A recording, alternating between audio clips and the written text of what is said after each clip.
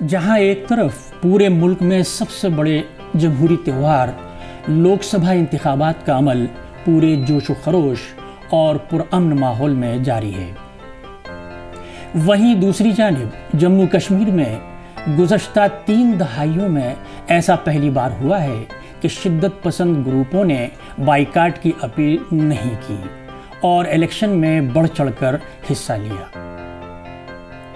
आदाब नाज़रीन, मैं हूं अब्दुल हई खान। आवाज़ द वॉइस के हफ्त रोज़ा प्रोग्राम बीच बहस में आपका खैर मकदम है।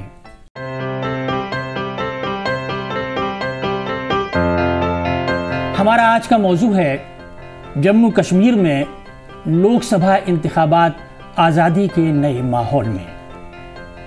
तकरीबन 1.5 माह में पहले हुए 7 मरहलों पर मुश्तमिल आम इंतखाबात की 543 सीटों पर मुल्क भर में इलेक्शन अब तकमील के मरहले में है। लेकिन बात यह है कि इस बार जम्मू कश्मीर की 5 सीटों पर रियासती पार्टियों ने इलेक्शन में कौमी जज्बे के साथ हिस्सा लिया और वहाँ के वोटरों ने आज़ादाना और मुनसिफाना माहौल में बेखौफ होकर अपने हक़ रायदही का इस्तेमाल किया। इसका सबूत उनकी वोटिंग शरह में इजाफा है।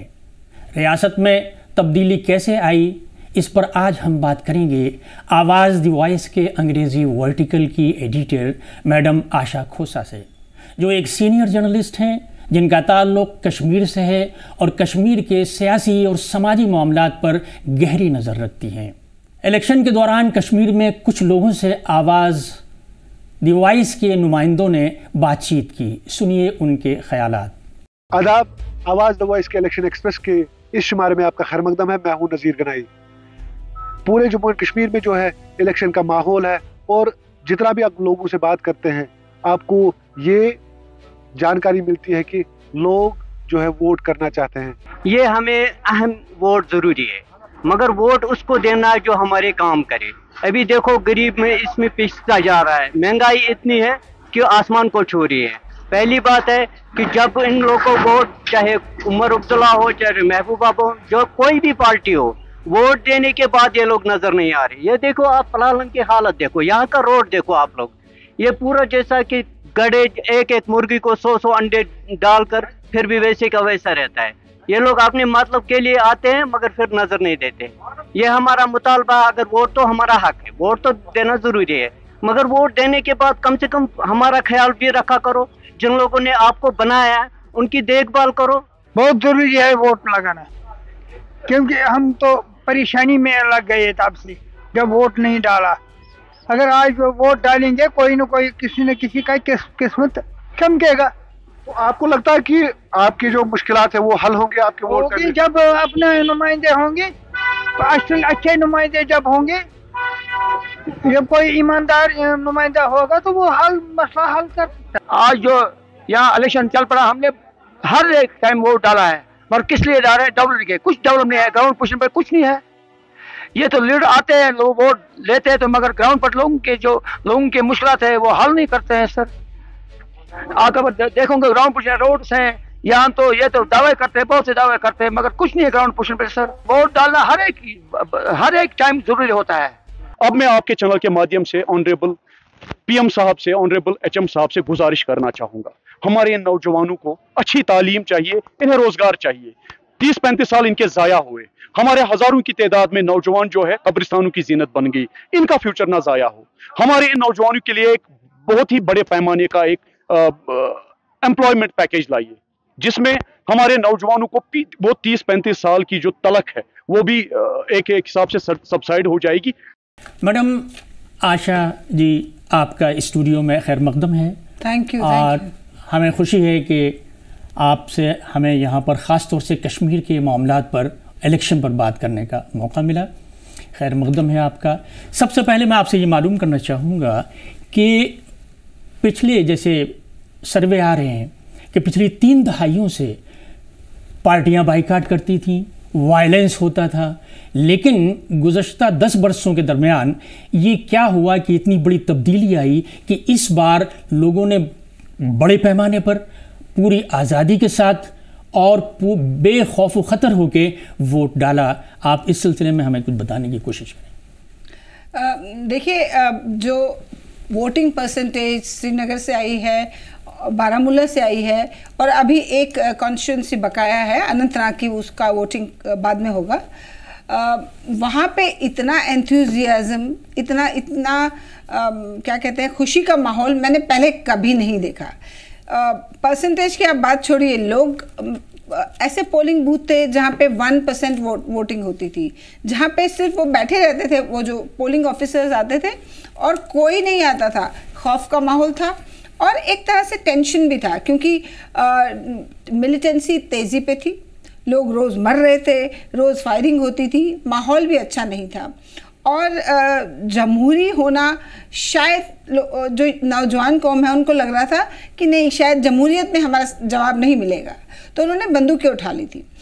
लेकिन इन 30 सालों में जो नौजवान थे, जिन लोगों ने, चंद एक लोग थे और वो भी किसी के कहने पे उन्होंने बंदूक उठाई थी, उनको भी एहसास हो गया कि नहीं, बंदूक से कोई हम मसला हल नहीं कर सकते। पहली बात ये। दूसरा ये है कि मुझे जो लगता है कि सरकार ने भी पॉलिसी बनाई, मरहम लगाया लोगों पे, हम कहा कि हम डेवलपमेंट करेंगे और उससे आपके मसले हल हो सकते हैं। और तीसरी बात जो है, टेररिज्म को डील किया, लेकिन एक बहुत ही जिसे कहते हैं हमदर्दाना तरीके से। जैसे कि वहाँ के उन्होंने एक आर्मी ने ऐसी स्कीम्स लगाई कि जो लोकल बच्चे थे जो चले गए थे टेररिज्म में, उनको माफ़ी दे दी, उनको कहा कि आप सरेंडर कीजिए, और बहुत ही इत्मीनान से उनको पकड़ते थे। उनको 4 दिन जो कहते हैं कि एक हाइड आउट अगर होती थी, वहाँ टेररिस्ट होते थे, लोकल होते थे, बाहर के होते थे, उनको 4 दिन आर्मी होल्ड ऑन करती थी कि नहीं, हमें लोकल को बचाना है, वो अपना बच्चा है उसको बचाना है। तो ये चीज़ें एक एक करके एक बड़ा माहौल बनता गया। और एंड में जब पूरे कौम को ये समझ आ गई कि देखिए, बंदूक चलाने से कुछ नहीं होगा, गोलीबारी से कुछ नहीं होगा, तो ये जो एक्सप्रेशन था कि इतना ज़्यादा वोटिंग हुआ है कश्मीर में, जब मैं ये समझने की कोशिश करती हूँ तो मुझे लगता है कि वहाँ के लोगों का जवाब है, हाँ, बंदूक से हम हल नहीं करना चाहते, हम जमहूरियत से अपने मसले हल करना चाहते हैं। तो ये लोगों का विश्वास है जमहूरियत में, जो कि हमेशा था, लेकिन बीच में शायद डाउट आ गया था, या डरे हुए थे या सहमे हुए थे।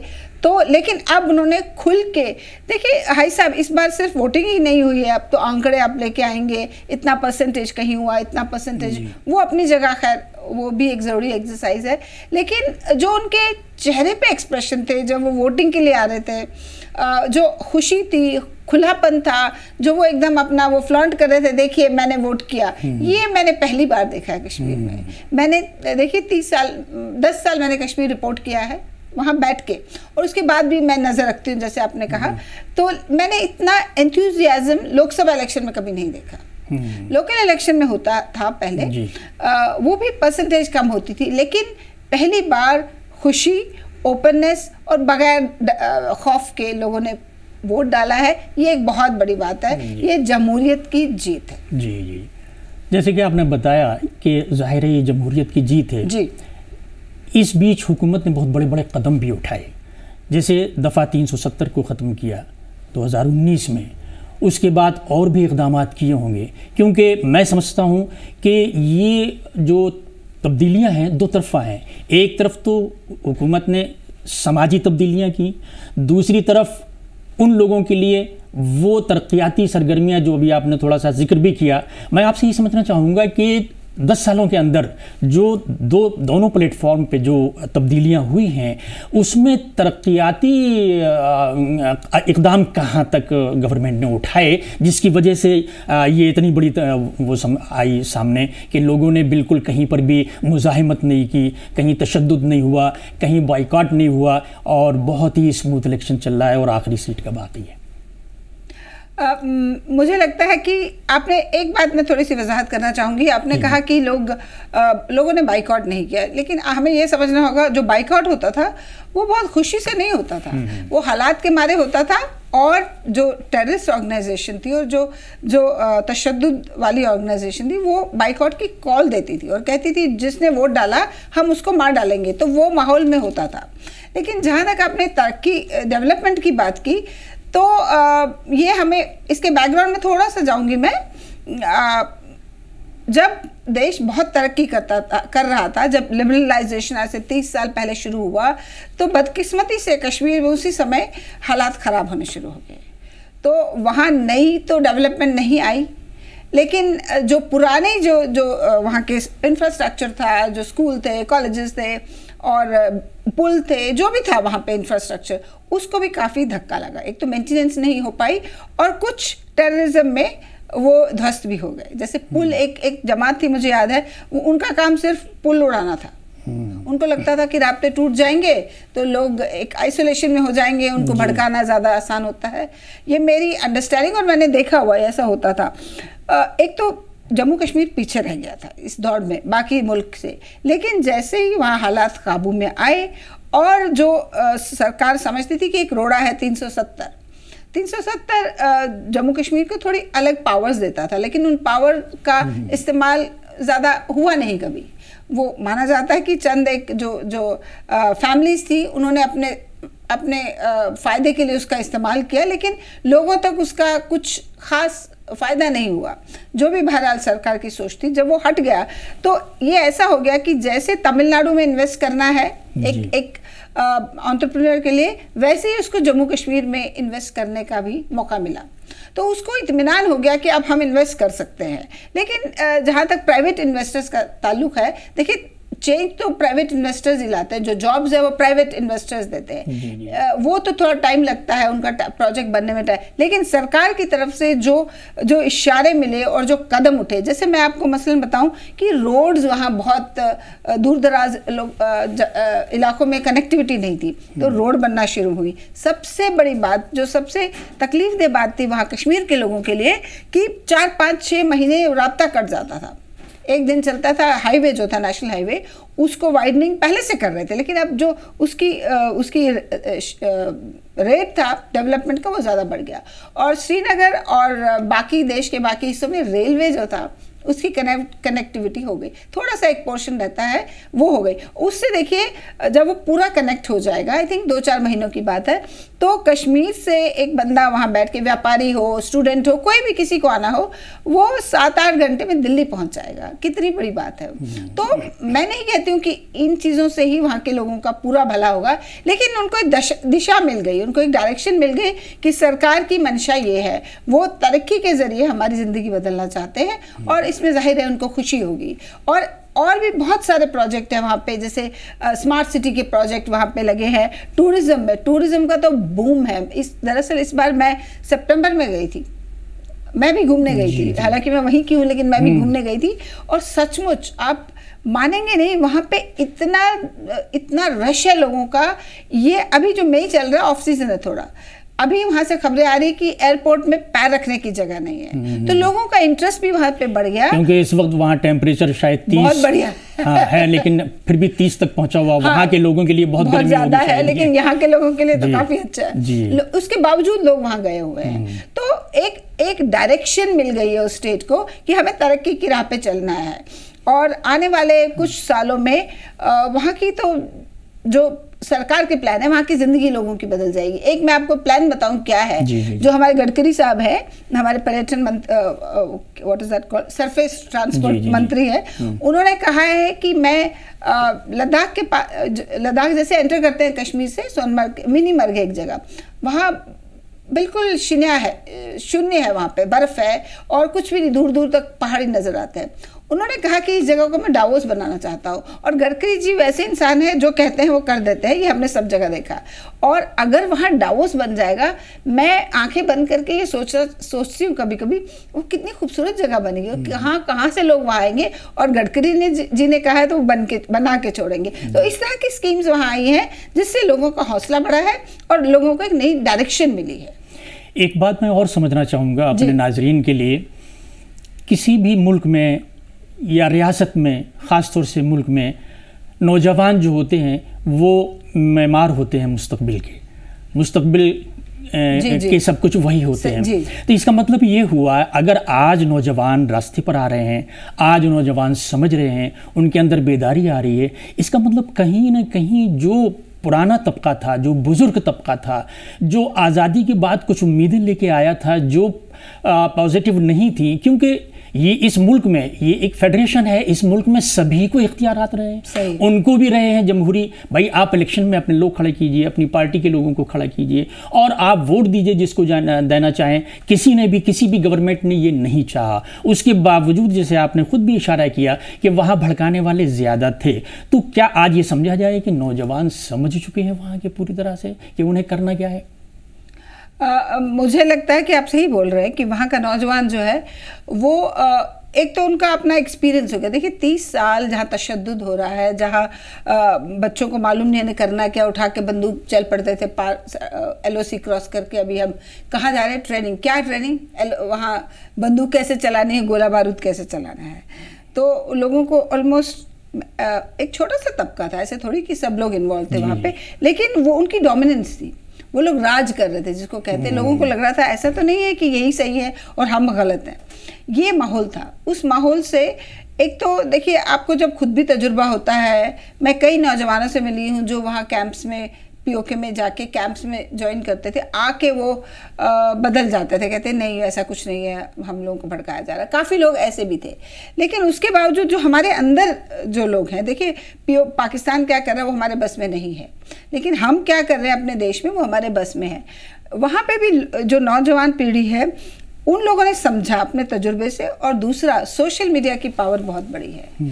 सोशल मीडिया से उनको दुनिया के हालात पता चले और उनका जो नज़रिया था वो काफ़ी बढ़ गया। उनको लगा कि हम कर क्या रहे हैं, अगर हम ये बंदूक उठा रहे हैं हमें क्या नाम दिया जा रहा है, लोग हमको, दुनिया हमको कैसे देख रही है।